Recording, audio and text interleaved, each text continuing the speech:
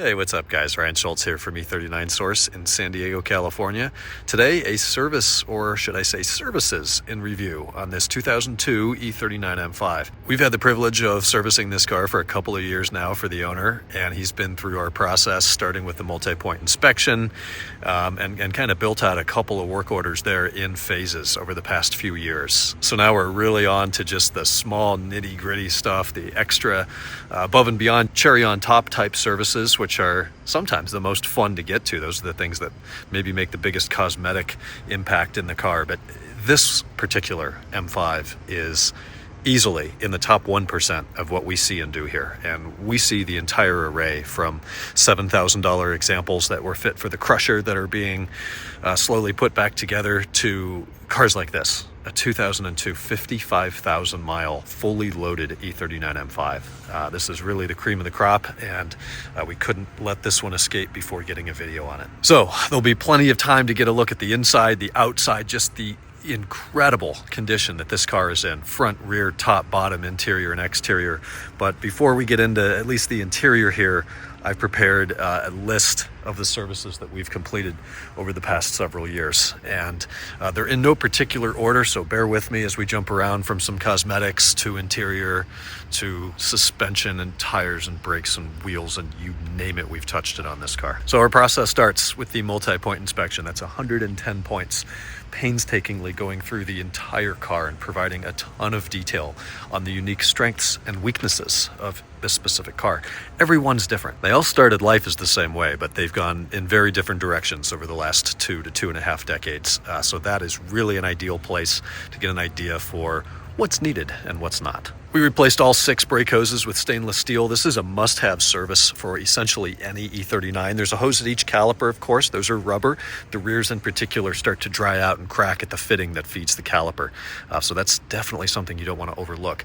More importantly yet are the 2 short hoses out here under the hood at the ABS line. They live on top of the Bank 1 exhaust manifold, so they're subject to a ton of heat, which can cause failure or rupturing of those hoses. If that happens, you've got brake fluid dripping down onto the hot exhaust manifold. I've had a couple of friends lose their E39 M5s in fires from that happening. So not going to happen here. We've got stainless lines all around. Into the suspension, front wishbones, those are the straight arms. Thrust arms, those are the curved arms. Front struts, stock sacks. He had some aftermarket lowering springs on here. Those were removed and replaced with factory springs. We did rear upper control arms, the Beast Power upgraded rear stabilizer bar brackets. Those are kind of a must-have as well for the M5. BMW never changed the bracket from the standard 525, 528, 530, and 540, which were fine in those applications. But paired with the M5's thicker sway bar, they tend to break off about every 5 to 7 years. So we've put on the upgraded Beast Power brackets. We've got fresh transmission fluid, brake fluid. Every single fluid's been changed, some multiple times in our time servicing the car. We've replaced the oil pan gasket, Vanos solenoid gaskets, fuel filter, engine filter, and cabin filters, in addition to oil separator hoses, fan clutch, blades, missing trunk tools, the gas cap filler cap here. Open yours, take a peek. Is the tether there? It's supposed to be a tether. This was broken. That's real common. You can also look at the inside. If the inside of the cap's blue, that's a replacement. If it's green, that's still your original. What we're seeing on a lot of the originals now is that the green kind of rubberized seal is failing, and it's really easy to turn. Eventually, you'll get a check engine light for a leak diagnosis code, seeing that the cap isn't sealing up anymore. The multi-point inspection revealed a handful of missing or incorrect or aftermarket or out-of-place fasteners under the vehicle. Things like fender liners, chassis covers, belly pans. I've been around these things too long now. I can recognize when a fastener's incorrect. So we've sorted all of that out and put it back to just how it was when it left the factory. We've done a front left door gasket. That's the one on the body. These commonly tear right here along the B-pillar. We've done the sill in addition to the door brake or check strap. Seat twist has been repaired, and if I recall, it wasn't the normal issue in this car. We actually had to replace one of the drive cables, or it may have been the actual gearbox in the seat, but that's been corrected. The seats are fully functional. Typical E39 issue, the rear view mirror had bubbled out. That's failure of the seal, so it was sublet to a repair facility, and now looks perfect. Well, we're in the interior. We've replaced the steering wheel with a new genuine BMW wheel, e-brake handle, You get the leather handle in addition to the actual lever, the metal lever that requires console removal to install. Cluster bezel's been replaced, and the customer had us install the LED interior light kit from ECS Tuning, so that's a much more modern look inside the E39. Not to mention they're significantly brighter. It's a lot easier to see in the car at night. Under the hood, the glorious BMW S62 B50 5-liter V8. We know all of that. That's why we're here. But we've taken care of some things under here, starting with the hood shocks. Those had gotten kind of weak, so they've been replaced. 8 spark plugs, 8 coil packs, 4 oxygen sensors.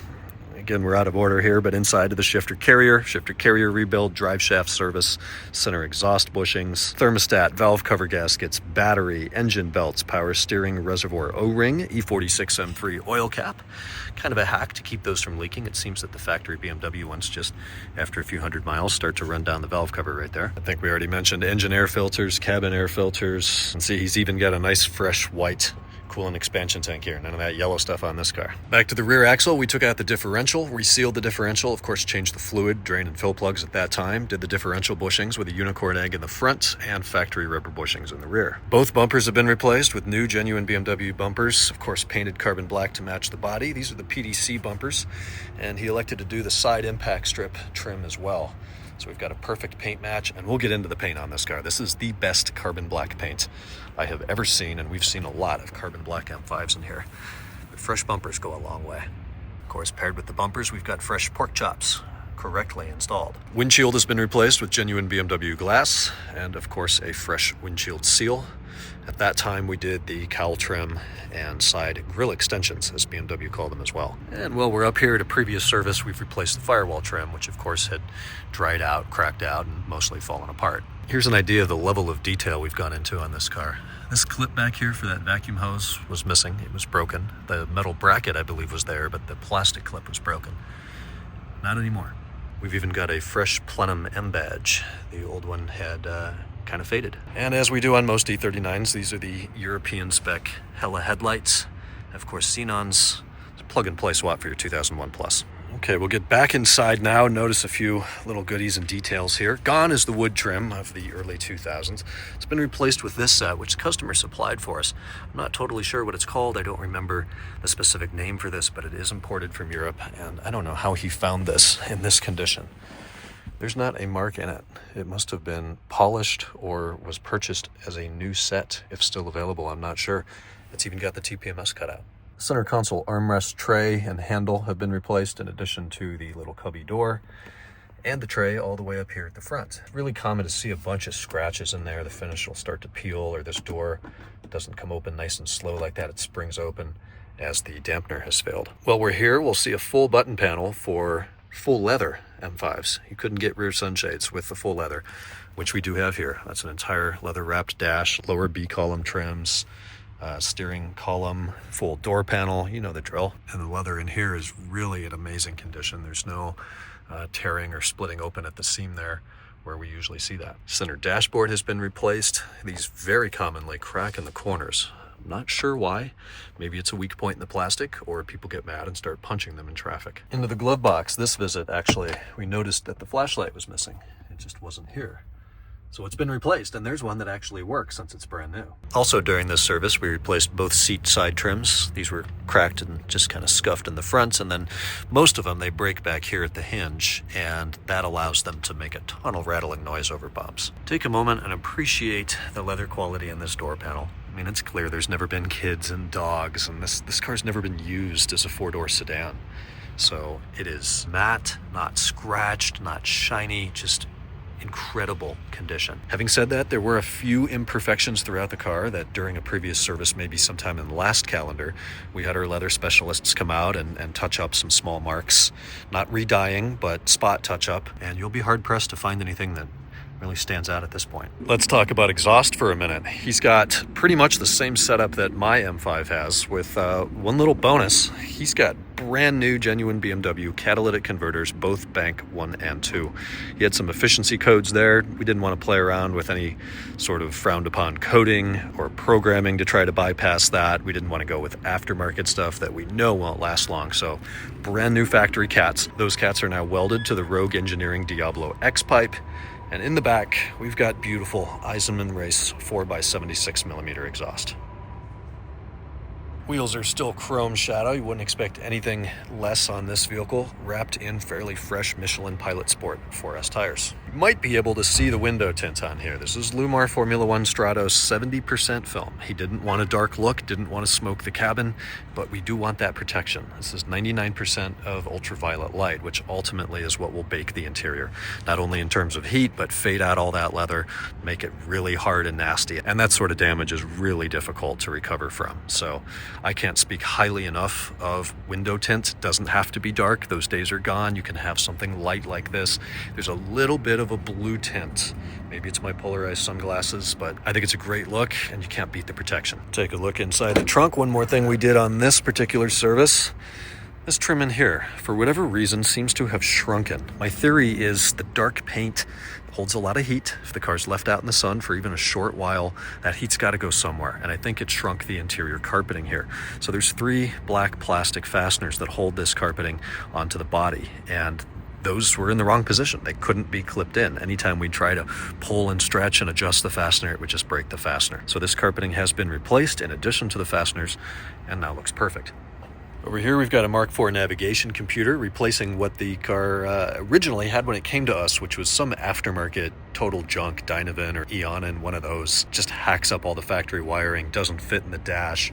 The laundry list of features they offer is impressive, but in application, none of them really work. So we've gone back to the factory system here and added my favorite aftermarket device for this car, the Blue Bus. That'll give you Bluetooth music streaming at highest possible quality using the factory DSP cable directly to the amplifier, in addition to hands-free calling using the original interior headliner mounted microphone. And you guessed it, he's got M-Audio subs up there. This particular work order started off with some very minor paint and body work.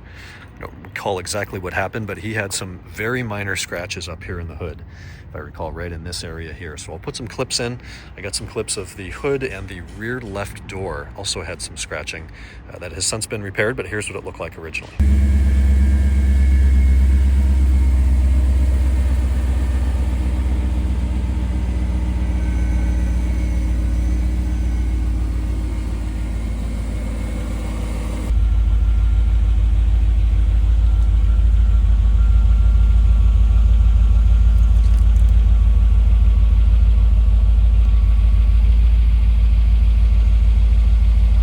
So the process for repairing that was actually a complete hood overhaul. He had some normal stone chips, road rash, just a little bit of 55,000 mile wear in the hood. So the hood was completely sanded down, repainted, followed up by paint protection film. Rear left door, we didn't want to do a respray on and worry about blending and all that, but it has been fully repaired by the paint shop. It looks perfect and has been re-ceramic coated like the rest of the vehicle. On the rear diffuser, there was a scratch on the right side.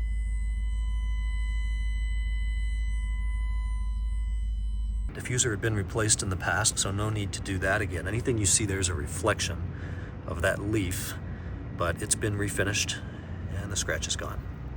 And finally, the paint and clear coat on this vehicle is truly stunning. Like I said, the best carbon black I've ever seen. It's been through the entire paint correction and polishing procedure by Elite Finish, followed up with ceramic coating. And then we talked about the PPF that's currently installed on the headlights, the hood, and the front fenders.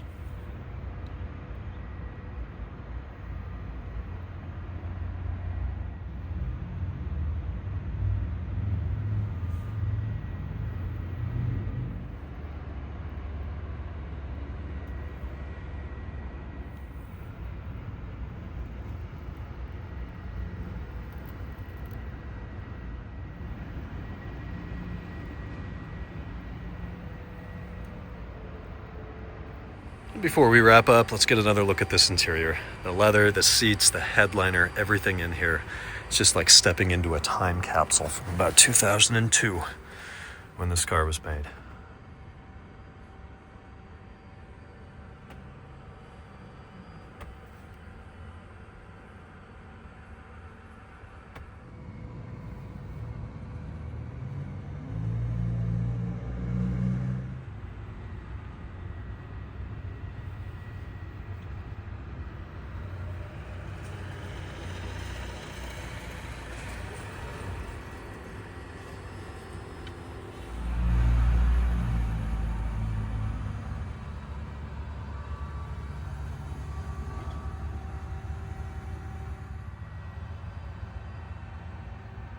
It's December 23rd, 2024. The odometer sits at 55,847. Probably what my 2005 had on it, about 2005.